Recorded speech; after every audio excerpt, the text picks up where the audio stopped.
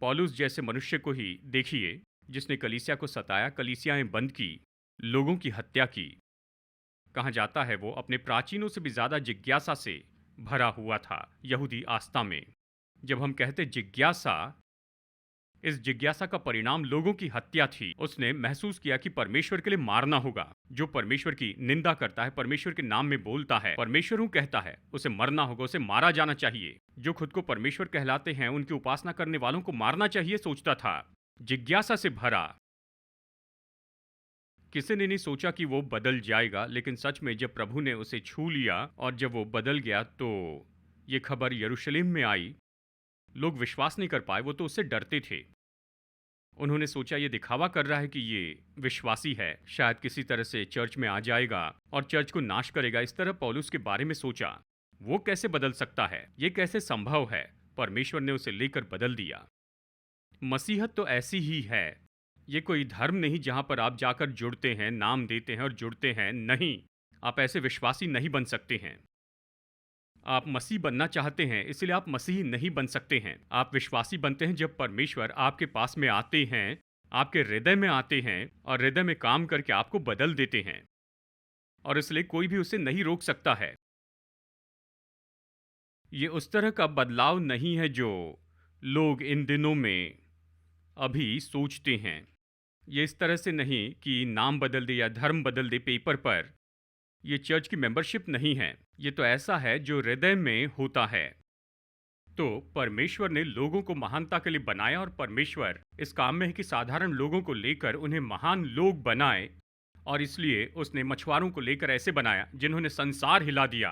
पौलुस जैसे मनुष्य को लीजिए, वो मसीह सुसमाचार और मसीहत के विरुद्ध में था और उससे प्रचार करने लगाया और मसीह विश्वास को पूरे संसार में फैला दिया। परमेश्वर लोगों को बदलने के काम में जुड़े हैं और वो लोगों को बदलकर महान बनाते हैं, साधारण लोगों को महान बनाते हैं। लेकिन वो लोगों को कैसे महान बनाते हैं, यही बात है। इसलिए मुझे दाऊद पसंद है। जो दाऊद ने कहा वो मुझे पसंद है। कृपया मेरे साथ देखिए भजन संहिता 18 वचन 35। भजन 18:35। अपने जीवन में एक समय में वो उन सारी यानी यात्राओं के बारे में सोचता है जिनसे आया है। अपने जीवन में शुरू के जीवन के बारे में सोचता है, चरवाही का जीवन, और फिर गोलियत को हराया और फिर राजा बन गया और फिर बहुत से युद्ध और लड़ाइयाँ लड़ी जिनमें वो आसानी से मारा जा सकता था, लेकिन परमेश्वर ने उसकी रक्षा की, बचाया। वह बूढ़ा हो गया था। बाइबल कहती है वो तो धन और आदर से भरा हुआ था जीवन के अंत में। यहाँ ये मनुष्य अपने जीवन के बारे में सोचता है और एक समय वो परमेश्वर ने जो कुछ किया उसके लिए गीत गाते रहता है, स्तुति करता है। और उसमें से एक भाग यहाँ पर भजन के रूप में बताया है। भजन 18 वचन 35। ये कहता है, तूने मुझको अपने बचाव की ढाल दी है, तू अपने दाहिने हाथ से मुझे संभाले हुए हैं। तेरा दाहिना हाथ मुझे थामे हैं, बनाए रखे हैं। और फिर कहता है, तेरी नम्रता ने महत्व दिया है। इस आखिरी बात पर हम यहाँ पर जोर देंगे। तेरी नम्रता ने मुझे बड़ा किया है। कैसे कोई बड़ा होता है? कौन किसी साधारण मनुष्य एक चरवाहे को राजा बनाता? कौन सी बात एक साधारण लड़के को सामर्थी राजा बनाती है? उसके पूरे जीवन भर और यहाँ तक कि उसके मरने के बाद, परमेश्वर उसके मरने के बाद भी प्रभु ने प्रतिज्ञा की है कि उसका वंश हमेशा राज्य करते जाएगा। और यीशु आए अब्राहम के वंश के रूप में और दाऊद के वंश के रूप में। तो जब वो इस पृथ्वी पर थे तो उसे कहा गया दाऊद की संतान, और उसका सिंहासन हमेशा का है। दाऊद का सिंहासन हमेशा के लिए स्थापित किया गया। परमेश्वर ने ऐसे आदर दिया। परमेश्वर उसे अपने दिल का सा व्यक्ति कहते। इसका मतलब दाऊद के पास परमेश्वर के जैसे हृदय था। पिछले हफ्ते मैंने बताया एक मनुष्य दूसरे मनुष्य से हृदय मांग रहा था उस व्यक्ति के मरने के बाद, कि बाद में वो उसे वापस लौटा दे। ये तो मसीहत में सच में हुआ है। यीशु कलवरी के क्रूस पर मर गए ताकि वो हमारे हृदय को निकाल सके, एक सर्जरी करे और उस गिरे हुए हृदय को निकाले, उस बेकार हृदय को जो अंधकार से भरा है, और नया हृदय रखे, उसका हृदय। और इसलिए हमने पिछले हफ्ते वो प्रार्थना सिखाई इफिसियों 4:3 से। और उसमें एक पॉइंट तो ये है कि मसीह हमारे हृदय में विश्वास के द्वारा वास करे। क्या आप ये प्रार्थना कर रहे हैं कि मसीह हमारे हृदय में विश्वास के द्वारा वास करे। कैसे 6 फीट ऊंचा मसीह इस छोटे हृदय में रह सकता है? ये कोई शारीरिक नहीं, लेकिन ये बता रहा है कि कैसे मसीह का मन, मसीह के विचार और मसीह के मूल्य, मसीह का विश्वास, मसीह की सामर्थ और ये सारी चीज़ें कैसे आ सकती हैं, ये कैसे आ सकती हैं, हमारे हृदय को भर दे और हम सच में उसके हृदय को प्राप्त कर सके। हमारा हृदय उसके हृदय जैसे हो सकता है। तो भजनकार कहता है, तेरी नम्रता ने मुझे बड़ा किया है। तो यहाँ शब्द जोड़ता है नम्रता को महानता से। नम्रता के द्वारा ही आप बड़े होते हैं। बहुत से लोगों के लिए इसका यह अर्थ है, बहुत से लोग इसे इस तरह देखते हैं, पारंपरिक रीति से वो इसे इस तरह देखते हैं। इसलिए बाइबल में आपको गहराई से देखना है तो सावधानी से देखें, क्योंकि ये महत्वपूर्ण ऐसे वाक्य कहता है। तो लोग इसकी ओर देखकर कहते हैं, परमेश्वर की नम्रता मुझे महान बनाती है। तमिल में शब्द है कारुण्यम। हाँ, ये तो बड़ा अच्छा शब्द है। इसका अर्थ हो सकता है अनुग्रह, इसका अर्थ हो सकता है प्रभु की दया, अर्थ हो सकता है परमेश्वर का प्रेम, और ये सारे इसके अर्थ हो सकते हैं। और लोग ऐसा सोचते हैं परमेश्वर ने किसी तरह हम पर बड़े अनुग्रह से देखा है और चुन लिया कि हमें आशीष दे। वो सोचते हैं सब ऐसे ही होता है कि परमेश्वर ने मुझे देखा, मैं निचली दशा में था, मेरे पास कुछ नहीं था, और परमेश्वर ने चुना कि मुझे उठाए और मुझे आशीष दे। खैर, एक तरह से ये सही है, परमेश्वर हमेशा हमें प्रेम से देखते हैं, हमें उठाकर हमें बड़ा बनाना चाहते हैं और ये सब, लेकिन हमें उसमें अपनी भूमिका निभानी है। देखिए, मसीहत में ये हमेशा ऐसा है। हम छोटी गुड़िया जैसे नहीं है। छोटी गुड़िया को आप यहाँ से लेकर वहाँ पर रख सकते हैं, लेकिन आप मुझे यहाँ से लेकर वहाँ पर नहीं रख सकते हैं। मेरे पास मन है, परमेश्वर ने मुझे इस योग्यता के साथ बनाया कि सोचूं और निर्णय लूं, और ये सब परमेश्वर इसका आदर करते हैं क्योंकि उसी ने मुझे बनाया। तो वो कभी इन सब को नहीं टालते हैं। वो हमें गर्दन से नहीं पकड़ते हैं। उसने इस्राएली लोगों को गर्दन से पकड़कर नहीं डाला उस कनान देश में। वो कर सकते थे, क्योंकि एक पूरी पीढ़ी जंगल में ही मर गई। और लोग हमेशा ऐसा करते हैं कि ऐसा क्यों नहीं कि परमेश्वर ने उन्हें उठाया, उसने लाल समुंदर खोला। ब्रदर, वो तो उन्हें ऐसे उठाकर ऐसे फेंक सकते थे कनान के देश में। खैर, वो अगले दिन वापस लौट कर आ जाते, क्योंकि उनमें ऐसी मानसिकता थी। आप लोगों के साथ ऐसा नहीं कर सकते। तो लोगों से व्यवहार करते हुए परमेश्वर जानते हैं वो परमेश्वर के स्वरूप और समानता में बने हैं। वो खुद सोचते हैं, तो परमेश्वर उनकी इच्छा से विनती करते हैं। और इसलिए बाइबल कहती है, मैं द्वार पर खड़ा खटखटाता हूँ, जो भी द्वार खोले तो मैं भीतर आऊँगा और तुम्हारे साथ भोजन करूँगा और तुम मेरे साथ। परमेश्वर क्यों हमसे अनुमति मांगते हैं? क्यों वो हमारा द्वार खटखटाते हैं? वो क्यों भीतर आना चाहते हैं? क्योंकि वो जबरदस्ती नहीं कर सकते हैं। हम तो मनुष्य हैं, परमेश्वर के स्वरूप समानता में बने हैं, परमेश्वर इसका आदर करते हैं। इसलिए मसीह शिक्षा हमेशा इस बात को याद रखती है। कोई भी शिक्षा जो कहती है सब कुछ अपने आप जादू से हो जाएगा, ये अच्छी मसीह शिक्षा नहीं है। ये तो कुछ और है। हम जादू पर विश्वास नहीं करते। आपके पास मन है, आप परमेश्वर के स्वरूप समानता में बनाए गए हैं, इसलिए परमेश्वर उसी के द्वारा आते हैं।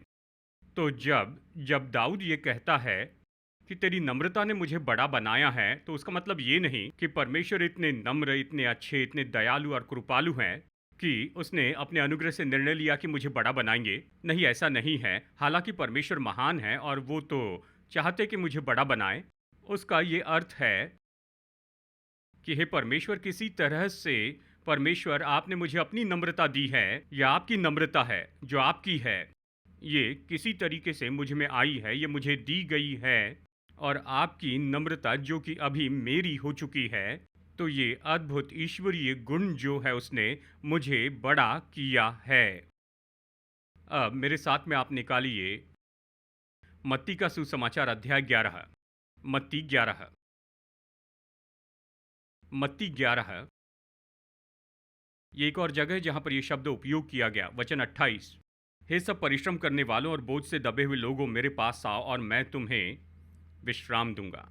यीशु इन सारे धार्मिक लोगों से कह रहे थे जो कि दबे हुए थे धार्मिक व्यवस्थाओं से, और फरीसियों ने व्यवस्थाओं को और भी मुश्किल बना दिया था। तो लोगों ने निर्णय लिया कि इस आस्था के पीछे चलना सच में बड़े बोझ की बात है, और वो बेचैन हो गए धार्मिक विधियां निभाते हुए।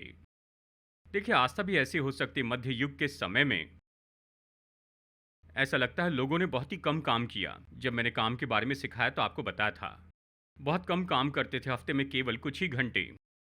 तो वो बाकी समय क्या कर रहे थे? ऐसा नहीं कि वो आलसी थे, उनके बहुत से धार्मिक कर्तव्य थे, उन्हें यात्राओं पर जाना पड़ता था, जानते हैं? उन्हें जाकर अपने पापों के लिए विधियां करनी पड़ती थी। उन्हें ये सारी बातें दी गई थी और इसी के लिए कई दिन और कई घंटे बीत जाते। आस्था बोझ हो सकती है यहाँ पर, ये यहूदी लोग तो बोझ में दबे थे। आस्था के बोझ से व्यवस्था की मांग को पूरी नहीं कर पा रहे थे। वो बेचैन थे, तो यीशु ने कहा, "ये सब परिश्रम करने वाले और बोझ से दबे लोगों, मेरे पास आओ, मैं तुम्हें विश्राम दूंगा।" अब इसे देखिए, मेरा जुआ अपने ऊपर उठा लो और मुझसे सीखो, क्योंकि मैं नम्र और मन में दीन हूं, और तुम अपने मन में विश्राम पाओगे, क्योंकि मेरा जुआ सहज है और मेरा बोझ हल्का है। अब ये बहुत ही दिलचस्प है। यीशु ने कहा, मेरे पास आओ, क्योंकि अब वो तो क्रूस पर मरने वाले थे और उन्हें स्वतंत्र करने वाले थे धर्मी होने के लिए व्यवस्था के उनके कर्तव्य से, और उसके द्वारा वो इस योग्य हो सकते थे कि परमेश्वर के पास आए ताकि वो विश्राम और सब पा सके। और फिर उसने कहा, मेरा जुआ अपने ऊपर उठा लो। मसीह जीवन ऐसा नहीं कि केवल उद्धार पाए, पापों की क्षमा पाए। तुम मेरा जुआ अपने ऊपर उठा लो और मुझसे सीखो। कहा, मुझसे सीखो, क्या सीखो? कहा, मैं नम्र और मन में दीन हूं। अब नम्र और दीन ये शब्द तो प्राचीन समय में अच्छी बातें नहीं थी, क्योंकि कोई नम्र और दीन का आदर नहीं करता था। अगर कोई नम्र और दीन है तो बेकार थे, असफल थे। यानी आक्रामक होना था, यानी जानते हैं, दूसरों पर अग्रसर होना था, यानी आगे आकर बड़ी जोर से चिल्लाना था, अपने हाथ उठाना था, लात मारना था और कुछ करना था कि काम करवा ले, और सब कुछ इसी तरह से होता था। नम्रता और दीन तरीका नहीं था, नम्र को कमजोर समझते थे। फिर भी बाइबल कहती, मूसा सब मनुष्यों में दीन था। उसने 30 लाख लोगों को मिस्री बंधन में से बाहर निकाला, उन्हें सुपर पावर से छुड़ाया और लाल समुंदर पार किया, और उनकी मदद की प्रतिज्ञा के देश में आए, उन्हें पूरी तरह छुड़ाया। देखिए, नम्रता, नम्रता या दीनता कमजोरी नहीं, परमेश्वर की दृष्टि में इसमें बहुत बल है। परमेश्वर के मूल्य बिल्कुल अलग हैं। यीशु ने कहा, मैं नम्र और दीन हूं, मतलब नम्र, दीन का अर्थ नम्र भी होता है। और उसने कहा, आकर मुझसे सीखो। क्यों नम्र और दीन होना सीख ले? उस परंपरा में, उस समाज में जो नम्र और दीन का आदर नहीं करते थे, यीशु ने कहा, आकर मेरा जुआ उठाओ और मुझसे सीखो। और जुआ बहुत ही दिलचस्प है, इसलिए दो बैलों पर इसे रखते हैं, जैसे हल चलाने के लिए खेत में उनका उपयोग करते हैं। कहा जाता है कि नए बैल को पुराने बैल के साथ में जोड़ते हैं, क्योंकि नए को पता नहीं कहाँ जाए और क्या करे। जो पुराना है कई साल से इसे कर रहा है, तो नए को पुराने के साथ में रखते हैं, तो नए को सोचना नहीं पड़ता है, बस उसे पुराने के साथ में चलना पड़ता है, चिंता नहीं करनी पड़ती।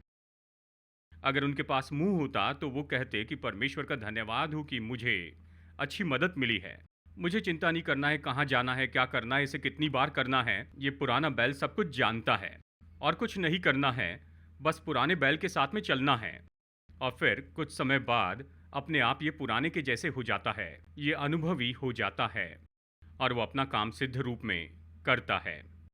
यीशु ने कहा, मेरा जुआ अपने ऊपर उठा लो, मैं अनुभवी हूँ। मैं आपको बताऊं, यीशु ने कहा, आओ, अगर जयवंत होना चाहते हो, सफल होना चाहते हो, अपने जीवन को अलग स्तर पर जीना चाहते हो, आओ, मेरा जुआ अपने ऊपर उठा लो और मुझसे सीखो, क्योंकि मैं नम्र और मन में दीन हो। मुझसे ये गुण तुम सीख लो। ये नम्र जो शब्द है, आप कई बार इसका अनुवाद पा सकते हैं। कुछ अनुवादों में इस तरह से लिखा है कि ये तो नम्रता है, मैं तो नम्रता से भरा हूँ और दीनता से भरा हूँ, और इसे सीख लो, क्योंकि यही तो तुम्हें ऊपर उठाएगा, यही तो तुम्हें सफलता देगा। तो दाऊद यही तो कह रहा है कि परमेश्वर के साथ की उसकी संगति में, प्रभु वचन पर मनन करते हुए वचन के साथ की संगति में, किसी तरह से परमेश्वर ने उसके हृदय में ये उंडेल दिया है, नम्रता का ये गुण दिया है। ऐसा कुछ जो उसे महान विजय देती है, ऐसा कुछ जो कि उसके हृदय को बड़े अगवे होने को तैयार करती है। एक अच्छा अगवा होने के लिए उसे केवल साहसी व्यक्ति नहीं होना है, सकारात्मक व्यक्ति, ऐसा व्यक्ति जो गोलियत को हरा दे, उसके सामने खड़े रहे, उसकी चुनौतियों के सामने। आप में कुछ और विशेषताएं भी होनी चाहिए। मैं और भी दूसरे साहस के बारे में, हियाव के बारे में, बड़ी सोच के बारे में भी बताऊंगा आने वाले दिनों में, कैसे हमारे हृदय में परमेश्वर ये रखते हैं और हमें महानता के लिए तैयार करते हैं। लेकिन महानता केवल इसी बारे में नहीं है, लेकिन ये दीनता के बारे में भी है जो उस व्यक्ति में आए। आप उसे सामर्थ्य नहीं देना चाहते हैं किसी व्यक्ति के हाथों में कि उसे बड़ा बनाए, जबकि वो ऐसा व्यक्ति नहीं कि खुद पर नियंत्रण करे। अगर आप उसे दबाने के लिए एक बटन दे जो पूरी दुनिया को नाश कर सकता है, आप सावधान रहिए कि आप इसे किसे देते हैं। अगर ऐसे मनुष्य को बहुत सी सामर्थ्य दे दे, आपको सावधान रहना है कि उसका दिमाग ठीक है, मानसिक रूप में सही है, भावनात्मक रूप में सही है और सभी तरीके से बिल्कुल सही है। वो केवल इसलिए बटन नहीं दबाता है कि उसे दाल अच्छी नहीं लगी थी और उसे गुस्सा आ गया। और कुछ लोग इसे करते हैं बेकार के ऐसे कारणों के लिए, क्योंकि उनका किसी भी बात पर कोई भी नियंत्रण नहीं रहता है। वो सब उड़ा देते, बस सब कुछ नाश करते हैं क्योंकि उन्हें गुस्सा आया। फिर उन्हें खेद होता है, लेकिन बहुत देर हो जाती है, सब कुछ चला जाता है। तो आप उस व्यक्ति को जितनी सामर्थ्य देंगे, उतना ज़्यादा चाहते हैं कि वो व्यक्ति नम्र बना रहे। नम्रता ही उस व्यक्ति को बड़ा बनाती है। तो महान लोगों में नम्रता होती है। यीशु ने डरा दिया होता हर एक नास्तिक और एग्नोस्टिक को अपने समय में। यीशु शायद हर एक फरीसी को नाश कर सकते थे जो उसके विरुद्ध में आए। रोमी उन सारे रोमी सिपाहियों को नाश कर सकते थे जिन्होंने उसे क्रूस पे चढ़ाया। हर कोई जिसने उसका मजाक उड़ाया, और जैसे वो क्रूस पर था उसका मजाक उड़ाया, यीशु ये कर सकते थे। उसमें इतनी सामर्थ्य, उसने मुर्दे को जिलाया, वो पानी पर चले, 5 रोटी 2 मछलियों से 5,000 को भोजन दिया। लोग यही सोच रहे थे, इसका उपयोग ये क्यों नहीं कर रहा है। वो सब लोग ये कह रहे थे कि अगर उनके पास ये सामर्थ्य होती तो बस एक पल में उसका उपयोग कर देते। पहली कील ठोकी जाने के पहले ही वो तो स्वर्ग से आग बरसा सकते थे। एक बार चेलों ने कहा वो स्वर्ग से आग बरसाना चाहते थे। याद है, वो सामरिया से आ रहे थे और सामरी और यहूदियों की प्राचीन समस्या थी। वो वहाँ रात भर रुकना चाहते थे। उन्होंने जाकर होटल के रूम में पूछा, उन्होंने कहा यहाँ से चले जाओ, आपको हमारे शहर के बीच में अनुमति नहीं है। और वो बहुत क्रोधित हुए। शायद एक दूसरे से कह रहे होंगे, क्या तुम्हें पता नहीं ये कौन है, ये तो पानी पर चला था, पानी को दाखरस में बदला। जानते हैं ये ऐसे कैसे कह सकते हैं, हमें कुछ सामर्थ दिखानी होगी। तो यीशु से कहा, चलिए एलिया जैसे आग बरसाते हैं कि इस पूरे नगर को जला दे सामरी लोगों के। ये बड़ा पाठ सीख ले। यीशु ने कहा, ये कौन सी आत्मा है, मतलब ये लोग किस तरह के प्रेरित होंगे। लेकिन उस तरह के प्रेरित होने के बजाय इनमें से ज़्यादातर लोग तो यीशु के लिए शहीद होकर मर गए, अपनी जान भी दे दी, क्योंकि यीशु ने सच में उन्हें बहुत ही महान बनाया। वैसे महान लोग थे जिन्होंने संसार को हिलाया और परमेश्वर के लिए जिए और लोगों के जीवन में फ़र्क लेकर आए। सकारात्मक रूप में बड़े थे, सांसारिक तरीके से नहीं। तो यीशु में सबसे महान सामर्थ थी, लेकिन फिर भी उसमें सबसे महान नम्रता थी और दीनता थी। उसके बारे में उसने कहा, आकर मुझसे सीखो। उससे क्यों सीखे?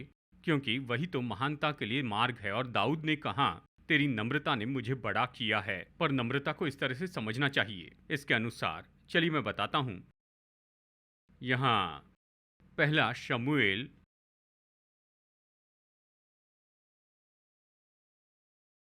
चलिए देखते हैं। पहला शमूएल अध्याय 24। मैं दिखाना चाहता हूं दाऊद के बारे में कुछ, जहां आप देख सकते हैं कैसे, आप देख सकते हैं इस व्यक्ति के पास कैसा हृदय था, दूसरों से बिल्कुल अलग था। आपने देखा जब वो गोलियत से लड़ने गया, उसमें कैसा हृदय था। सब में तो डर का हृदय था, अविश्वास का। साहस नहीं था, लेकिन इस व्यक्ति में साहस का हृदय था। प्रभु पर विश्वास किया, महान बातों के लिए विश्वास किया कि एक दानव एक पत्थर से मारा जा सकता है। अच्छा है पर दूसरा पहलू देखिए, उसके हृदय की दया। पहला शमूएल अध्याय 24 में, मैं पूरा अध्याय पढ़ना नहीं चाहता, वचन 15 से पढ़ना चाहता हूं, लेकिन इस कहानी को पहले बता दूं क्योंकि ऐसे लोग होंगे जो इस कहानी को नहीं जानते हैं। शायद सभी लोग दाऊद और गोलियत को जानते हैं। मैं हैरान हो जाता हूं कि संसार बाइबल के बारे में कितना जानता है। जब भी आप खबरों में सुनते हैं कि एक अच्छा सामरी था और ये सारी बातें, तो मैं कहूँगा ये अच्छी बात है, आप बाइबल जानते हैं। लेकिन बात तो ये है, पहला शमूएल अध्याय 24 में हम इस कहानी में देखते हैं जहाँ दाऊद भाग रहा था और शाऊल पीछा कर रहा था। जानते उसने गोलियत को मारा तो स्त्रियों ने गाया, दाऊद ने मारा, मतलब शाऊल ने 1000 को मारा तो दाऊद ने 10,000 को मारा। इससे बहुत जलन आई और साथ ही भविष्यवक्ता शमूएल ने घोषित किया शाऊल के सामने कि उसका राज्य बना नहीं रहेगा। परमेश्वर ने अपने हृदय का सा व्यक्ति चुन लिया है जो कि दाऊद है, और वही राज्य करेगा। क्योंकि शाऊल ने आज्ञा भंग की और प्रभु का जैसे आदर करना था नहीं किया, तो शाऊल बहुत ही असुरक्षित हो गया क्योंकि उसकी सामर्थ जाने वाली थी और उसका राज्य भी जाने वाला था। तो उसने दाऊद को मारने की कोशिश की, एक दो बार कोशिश की, अपना भाला भी मारा, लेकिन काम नहीं किया। अब दाऊद भाग रहा था और शाऊल पीछा कर रहा था। और फिर ऐसा समय आता है जब शाऊल गुफा में था। पहले 14 वचनों में आप पढ़िए, शाऊल गुफा में जाता है हल्का होने के लिए, शायद बाथरूम के लिए गया होगा। ऐसे ही वो वहां जाता है, नहीं जानता है कि दाऊद और उसके लोग वहां छिपे हैं। दाऊद और उसके लोग वहां पर थे और उन लोगों ने दाऊद से कहा, देखो हम काफी समय से भाग रहे हैं, चलो इसे खत्म करते हैं। यहां पर ये पुरुष है, ये बैठे हुए बत्तख जैसे है, परमेश्वर ने इसे तुम्हारे हाथ कर दिया। यही शब्द उन्होंने कहा, परमेश्वर ने कहा वो तुम्हारे शत्रु को तुम्हारे हाथ में सौंपेगा, तो उसने ये कर दिया है। मूर्ख बनकर इस मौके को मत खोना, जैसे चाहे वैसे कर। इसके दोनों हाथ दोनों पैर काटना है तो ठीक है, काट दे, मारना है मार दे, कुछ न कुछ कर, इसे खत्म कर दे और ये भागना रोक दे, तो खुद को राजा बना ले। पर दाऊद ने ऐसा नहीं किया। दाऊद ने उन्हें भी रोका था। उसने उन्हें शांत किया, कहा कोई इस पर हाथ नहीं उठाएगा, कोई इसे कुछ नहीं करेगा। वो जाता है और वो शॉल जो कि शाऊल के कंधे पर थी, उस शॉल का छोटा हिस्सा काट लेता है और सबूत के रूप में रखता है। जब शाऊल बाहर आता है तो उससे बाहर मिलता है और उससे कहता है, वो उसके सामने झुकता है क्योंकि वो राजा था, और कहा तुम दूसरों पर क्यों भरोसा करते हो। यानी बड़े लोगों के साथ में ऐसे बहुत से चापलूस लोग हमेशा होते हैं, वो उन्हें गलत जानकारी देते हैं। यानी कोई शाऊल को गलत जानकारी दे रहा था, कह रहा था कि दाऊद जानते हो तुम्हारे विरुद्ध में है, वो ये करेगा, तुम्हें मार देगा, ये सारी बातें बताने लगे। इस तरह से ये सारी बातें वहां उभरी थी। दूसरे लोगों पर क्यों विश्वास करते हो जो मेरे बारे में गलत कहते हैं। मैं तुम्हारा शत्रु नहीं, मैं तुम्हें कुछ मिनटों पहले मार सकता था। परमेश्वर ने तुम्हें मेरे हाथों में सौंपा था, तुम मेरी दया पर थे, मैं तुम्हें वहीं पर खत्म कर सकता था। देखो मैंने क्या किया, तुम्हारी शाल का हिस्सा काटा पर तुम्हारी हानि नहीं की। और जब वो ये सब कुछ कह चुका अध्याय 24 में, तो चलिए यहाँ वचन 16 से आगे पढ़ते हैं और अंत तक इसे पढ़ते हैं। जब दाऊद शाऊल से ये बातें कह चुका, यानी दाऊद ने ये सब कहने के बाद कि वो उसे मार सकता था लेकिन उसने उसे नहीं मारा, और ये उसका सबूत है।